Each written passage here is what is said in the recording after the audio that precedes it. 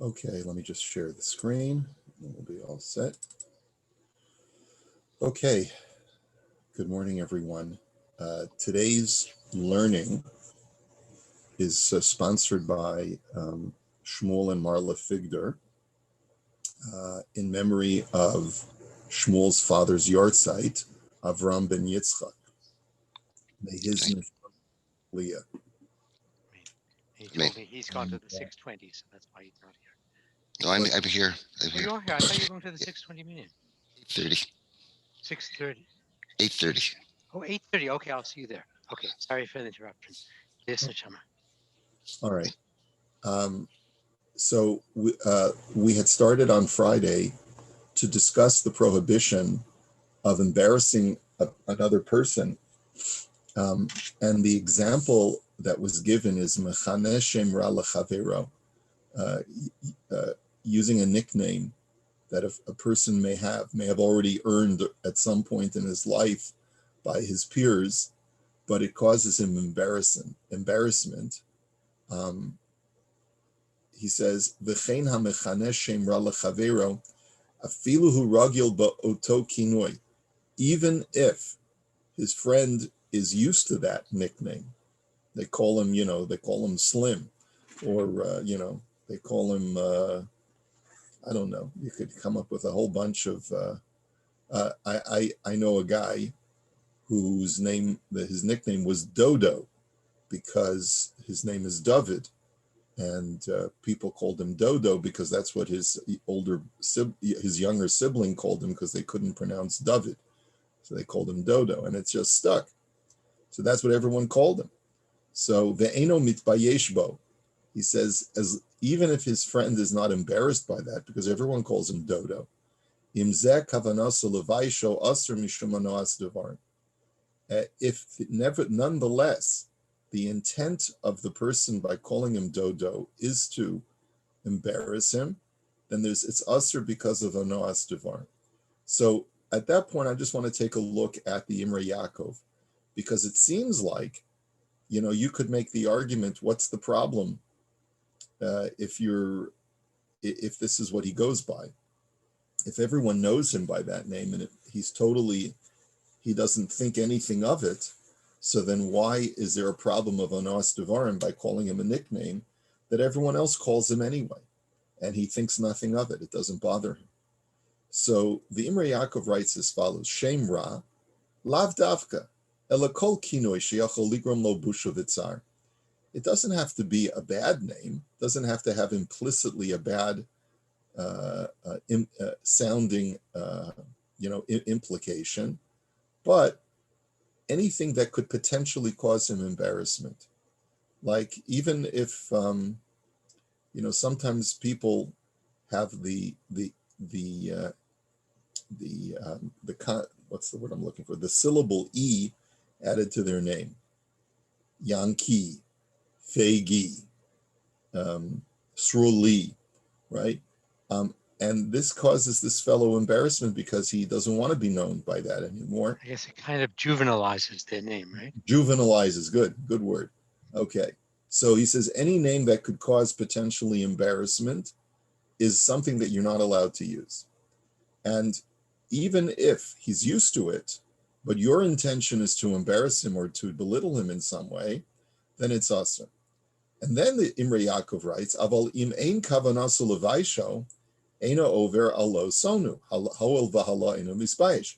He says, as long as both parties do not feel anything bad by the use of this name, neither the person who has already acquired this nickname, nor the person who is calling him by this nickname, so then there's no prohibition of onas devarim. Shaharehu ragel b'kach, because he's used to it. Aval im b'mitzias hala mispayish bazeh, but if indeed a person does get embarrassed, even though that's what he's been called all his life, vaday da'aser afim eno miskayim and levaisho, then it's aser even if your intention is not to embarrass him. And here's where we'll take a look at the biurim for just a second, so that we get a little bit more clarity into what this issue is. So what is the issue? A guy's totally used to being called by this name. What difference? He doesn't feel any embarrassment. What difference should it make whether the the person who calls him by that nickname should have any malicious intent or not. So in the Biurim, Rav Stern brings the source in the Gemara of Bava Metzia that we've been referring to a lot over these last few days regarding Onoas Devarim, which is in Bava Metzia, page Nun Ches and Nun Tes. So he quotes the same Gemara. It says, Kol hayordim legehenim olim chutz mishlosha sheyordam ve'enom olim. He says, the Gemara says that all people who go down to Gehenim eventually emerge out of Gehenim, except for 3 people who go down for their sin but never come out. Ve'eluhein, and they are as follows: Habo al eshes ish, v'hamalbin pnei chavero berabim, v'hamechana shemra lechavero. The 3 people are a man who commits adultery with a married woman, a man who shames his fellow publicly, and the third is a person who calls another by a nickname, by a derogatory nickname. Now, the first one you certainly understand. The question, though, is what's the commonality? In other words, why is a person who commits adultery in the same category? So it becomes clear from the Gemara that the treachery of committing adultery is not the act itself, but is the betrayal to the man who is married to this woman. That's the reason why it's, because the whole theme of the Gemara is causing this tremendous amount of anguish to another human being. And that's the issue, right? So the Gemara now says, Uparich mechana hainu malbin. So the Gemara's question at that point in the Gemara is, don't numbers 2 and 3 similar, right? Shaming someone publicly and calling them by a derogatory nickname, aren't they both causing a person embarrassment? What's the difference between the two? Isn't 3 a subset of 2? So the Gemara answers, Umashani afal gab dedosh be bishmei. And so the Gemara answers, what it means is that even if he's used to that nickname, you will still go down to Gehenna and never come out, which is bizarre, right? Guy's used to this nickname. What's the big deal? So Upirish Rashi, and Rashi explains over there, Kivar hugar hurgal bekach shemachanamos okain ve'ein panav mislabnos. He says, Rashi says he's already used to that nickname. He doesn't get embarrassed by it. Umikol makom ze lahachlimo miskavein ad kan l'shana. But nonetheless, the person who uses the nickname has every intention of shaming him by using that nickname. V'chein pasak b'shulchan aruch siman reish chav ches sifhei b'zeh halashon. And that's what the Shulchan Aruch writes, using that very same language. Yizoher shelo lechanu shemra lechavero afal pishu hu ragel ba'oso kinoi im kavanoso levaisho aser ad kan l'shana. Same language. Be very careful not to apply a derogatory nickname to a person, even if he's used to it. But if your intention is derogatory, it's aser. V'licha ora yesh lahakshos. So we can ask a question. So he says, if the intent is to, if he's not embarrassed by that nickname, he says, why is there onas devarim, and what difference does it make what your intention is? He feels nothing by it. He says, at the end of the day, your friend doesn't get embarrassed. He says, because your friend is, the guy's used to it. So what difference does it make what your intention is? And I noticed that the Maharsha, in his commentary to the Gemara, the text, this is a somewhat problematic, because of Shedivrei Rashi Duchukim Tzas, and he writes that Rashi's interpretation is somewhat contrived, is somewhat pushed. So we're going to skip the middle section here of the Imrei Yaakov, but we're going to go to try to explain Rashi. He says, Uchedei liyashiv shitas Rashi shahatur v'abeis Yosef paskuhu lahalacha. He says, to explain Rashi, because at the end of the day, the Tur and the Beit Yosef who are the precursors to the Shulchan Aruch, end up learning this Gemara like Rashi, and they present it to us lahalacha. Hayanira la'afi anias daiti lomar.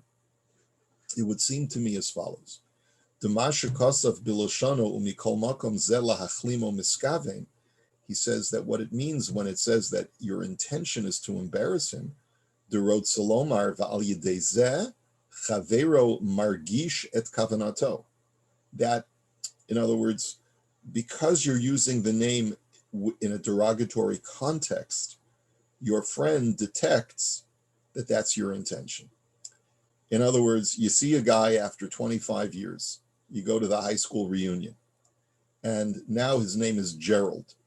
But when in the old days, when you guys were running to the mall every day, they used to call him Shorty, okay? And now he's 6'5".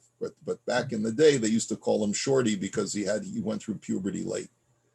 And you say, "Hello, Shorty," right? Like the way Seinfeld used to call Newman.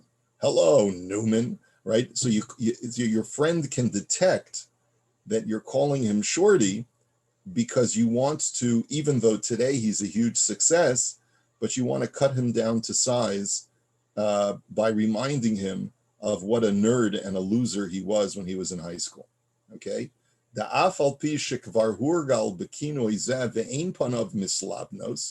He says, yes, it's true. He's used to the nickname. He doesn't get embarrassed by it because he's well past that stage of his life. And it certainly doesn't affect him to the point where it should be that he should in any way react to it facially.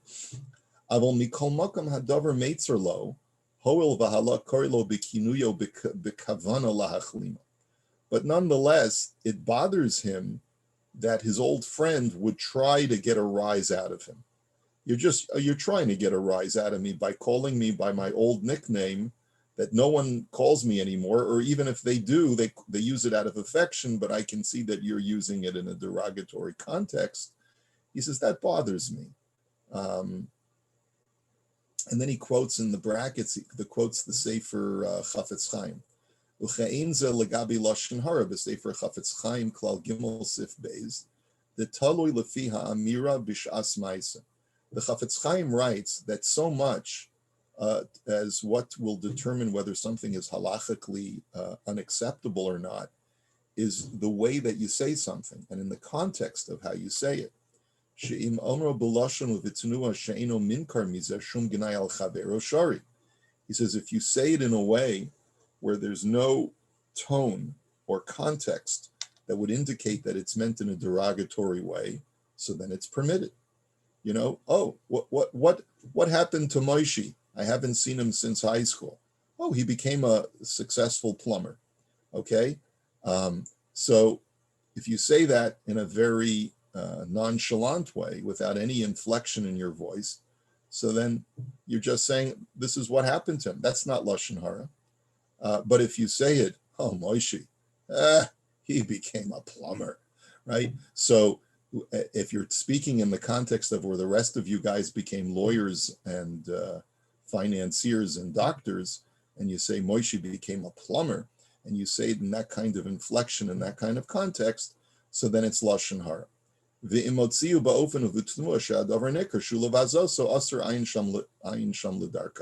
And I refer you to Sefer Chafetz Chaim, who elaborates on this point. But again, we would probably say that that's the same thing over here, that it all depends on the way that you say it and the reason for using his nickname. Ulefi bir ze yotze. So based on that, it'll come out. If my interpretation of Rashi is correct, it sounds quite reasonable the way he's explaining Rashi. Di'im eino nikar klal kavanaso, as ein baze iser afshe belibo daito lahachlima.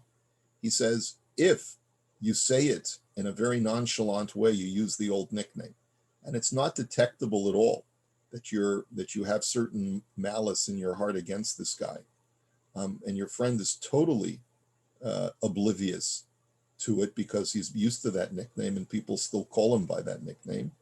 then there's no Isser of Onoas Devarim. Ulam, however, Midivrei HaKesef Mishnah Lo Nira came. He says, but from the Kesef Mishnah commentary, which is also written by Rav Yosef Karo, the author of the Shulchan Aruch, it would not seem that way. He says, Da'achar shehei v'divrei Rashi hanal kosav al zeh, because after he quotes Rashi, who says that, as long as your intent is negative, so then it's usher, he writes as follows. Dinira midvarav di'idosh bei v'zeinu miskavin lahachlimo dushari.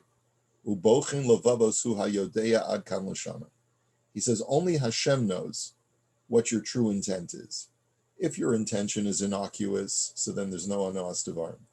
If your intention is malicious, so then it's aser, and only Hashem, who examines the heart of man, who knows what evil lurks in the hearts of men, the Ribono Shel Olam knows, and only Hashem will be able to tell whether your intentions are pure or not.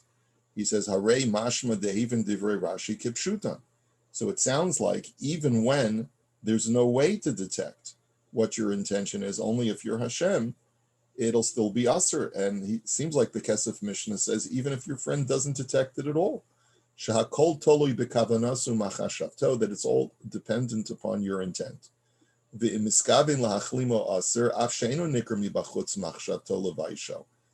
even if your friend doesn't detect that your intention is to degrade him in any way, it's still going to be aser. V'tzarech lomer lefizeh detzivoy haTorah shelo tonu ishas amiso hainu sheyesh iser ledaber diburim kaila sheyecholim lifkoa b'chavero. He says, and therefore we would have to conclude, according to this Kesef Mishnah commentary, that when the Torah tells you do not verbally oppress someone, it doesn't mean even if that it's only usher if you get a rise out of the guy, if you cause him some kind of upset as a result of that name. The isser of do not oppress your fellow is not only dependent upon the party that is being offended, but it's dependent upon the offender also. He says the bottom line is that anytime your intention is to harm someone or to lower their esteem through your words, then it's usher regardless of whether the other party is even aware of that intention or not. Look, he may be so oblivious to it because he didn't hear you, or he's used to that name, or a variety of other reasons, right? But even muttering his name under your breath, like what an idiot, and saying it under your breath, also falls under the Isser of Onoas Devarim, even if he doesn't even hear it. V'chein haven ha-Mishnah Berurah b'Sifra Chafetz Chaim Klal Beis Sof Sifkat and Chavches Ayin Sham V'Tzarachim. And it seems that's the way the Chafetz Chaim understood it as well, in the Sefer Chafetz Chaim, that it's an issue of character, right?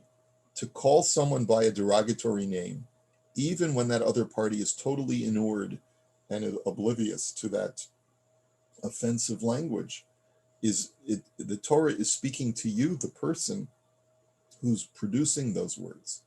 And therefore, so initially the Imrei Yaakov thought that the reason why it's onoas devarim is because through that person's detection that your intention is negative, it becomes aser. But in his conclusion, he says, you know what, it seems from the Kesef Mishnah, from Rav Yosef Karo and from the Chafetz Chaim, that even if the person is totally oblivious, it's still going to be aser, because the Torah is concerned about your character, the person who's actually saying those words. Okay, so it's a very revelatory kind of idea as far as what the Isser of Onoas Devarim. And by Rabbi? the way, yeah. I found this. Before I give you the floor, Dov, I just want to mention that it's analogous in a sense to the prohibition, let's say, of the obligation of Shiluach Hakein, the way the Ramban understands. The Ramban says that the reason why you have to send away the mother bird before taking the eggs is not because Hashem is concerned about the feelings of the bird, but rather it's because Hashem is concerned that human beings should not commit acts of cruelty. So even though God may say, look, my issue is not the bird and the bird's feelings, because the Torah was written for humankind, it wasn't written for the birds, right? But my concern is that by you taking the eggs in the presence of the mother, look at the poor character it develops within you. You become a calloused individual to even the feelings of an animal, right? So it's the same thing. In other words, yes, it's true. Does Hashem care about that you're offending another Jew? Of course. But the Isser of Onah extends even when the other person is not becoming offended because you maybe said it under your breath. And Hashem says, but look what it does to you. It creates that negativity. It creates that ugliness within you when you use something that is derogatory or potentially derogatory. Yes, Dov, go ahead. Well, yeah, that kind of answered partially what I was going to ask. I was going to ask, is it unique? Like I don't think we find that anywhere else. So let's say I try to hit a person, but I don't hit them. I miss. Or I try to steal from somebody and I'm not successful in my Geneva. Would there be any culpability in any other, mitzvah or vera, the way there seems to be here? That's was my question. Yes, and that's a very good point. And the answer is that klape shmaya, that as far as your relationship with Hashem, you certainly have to do tshuva for an attempted avera that failed. Yeah, thank God I wasn't able to commit adultery because the woman that I was about to commit adultery with, she chickened out at the last minute. But I showed up at the hotel and thank God she chickened out, right? Now, do I have to do tshuva for that? You betcha I got to do tshuva for that. The Svarim talk about that. In other words, the fact that I was prepared to commit an avera, obviously Hashem will not hold me as liable as if I had committed the actual act, but I still have to do tshuva for my willingness and my preparedness to commit the avera, right? And so when it comes to these issues that are ben adam lachavero, or even have, like I gave you the example of shiluach hakein, not even ben adam lachavero, but dealing with this is what we would call ben adam la'atzmo, right? That there's a whole set of mitzvahs that have nothing to do with your relationship with Hashem or your relationship with your fellow man, but have to do with character development. That's what we call ben adam latzmo, between man and himself. In other words, by my doing something, I develop a poor character. And so there are mitzvahs that fall into that category. Yeah. I have another question, if you don't mind. Yeah, please. On the Gemara, I don't know if I should ask this because it might be tangential, but it was such an interesting Gemara. First of all, so the first case was, you said the issue was betrayal. So how does that create a common denominator with the other two cases? In what way are the other two cases betrayal? Well, it's causing a huge amount of pain to another human being, right? So, mevayish chavero berabim. Well, no, the way we came out in the third case, you're not causing pain to another. I mean, you might be trying to, but you're not actually causing pain to the other. So ultimately, what you'd have to conclude, your point is well taken. I think what you have to conclude is, what is Gehenna? Gehenna is a place where you go to because your soul is so damaged through your behavior in this world that it needs to be cleansed and purged. And these three show such a deep-seated flaw in your character that once you go in, you ain't never getting out, or almost, it's going to take a much longer time for you to get out because there's so much purging that needs to be done, right? And they are, right, a person who is willing to commit adultery, even though he knows that it is the ultimate betrayal to this woman's husband. A person who's willing to shame someone publicly, and a person who's willing to cause someone pain by using a nickname against them. Again, it has to do with what Gehenna is for. there's a show on Netflix which is a good Musar vort for those who like Bittul Torah. I'm not advocating it, but there's a show called The Good Place, right? And what is The Good Place? What's the whole premise behind The Good Place? It's a woman who dies and goes to heaven, or so she thinks. But it turns out that what she thinks is heaven is really hell. And it features a lot of flashbacks to when she was alive and shows what poor character she had. I mean, it's all done in a very comedic way. It's very amusing the way it's very clever and funny, some of the scenes. But the whole premise of the show is a one big musar vort, as far as, you think you've led an exemplary life, but then you go back and you see that everything that was done was for self-serving purposes. Even the foundation you started to help orphans was done so that you could get all the limelight. And so, one of the characters is that kind of person, that everything she does for the to be able to be adulated by the masses. All right. Anyway, so it's sort of a reflection on what Gehenna is for. So we will hold it here for today. I got to give my more Nevuchim shir. I want to wish you all a wonderful day and a wonderful week, and we'll pick it up in Mirz Hashem tomorrow. Take care. Thank you.